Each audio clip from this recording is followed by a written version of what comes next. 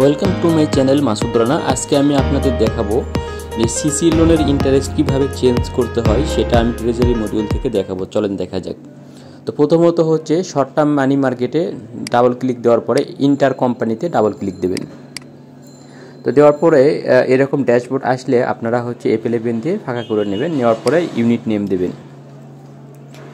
তো unit name দেওয়ার পরে আপনার হচ্ছে এখানে দেখতে পাচ্ছেন আমি রূপালী ব্যাংকের ইন্টারেস্ট চেঞ্জ করব। স্পেসিফিক ইন্টারেস্টে ক্লিক দেবেন। দেওয়ার পরে যেটা করতে হবে, আপনার এখানকার যে অ্যামাউন্টটা থাকবে এটা হচ্ছে লিমিট। আপনার কোন ডেট থেকে আপনি করবেন সেটা লিখতে হবে। 1 এপ্রিল 2024 থেকে আমি কী করব, রেট চেঞ্জ করব। তো অ্যামাউন্টটা বসিয়ে দিলাম, মাইনাস অ্যামাউন্ট 0। এরপরে কি করতে হবে, ইন্টারেস্ট দিতে হবে। তো যেহেতু সিসি লোনের হচ্ছে আপনার মাইনাস ফিগার ইন্টারেস্ট বসে, পরে ডেটটা সেম থাকবে। আপনার এখানে হচ্ছে আপনার মাইনাসটা উঠিয়ে দিতে হবে। অ্যাকাউন্ট ব্যালেন্স প্লাস হলে ইন্টারেস্ট কি হবে, আপনার 0 হবে। তো এখানে আমি 0 বসিয়ে দিলাম। এটা কি করব, মাইনাস থাকলে হচ্ছে ব্যালেন্স মাইনাস থাকলে 12.43%, 12.43% ইন্টারেস্ট চার্জ হবে। তো সেভ বাটনে ক্লিক দেবেন। দেওয়ার পরে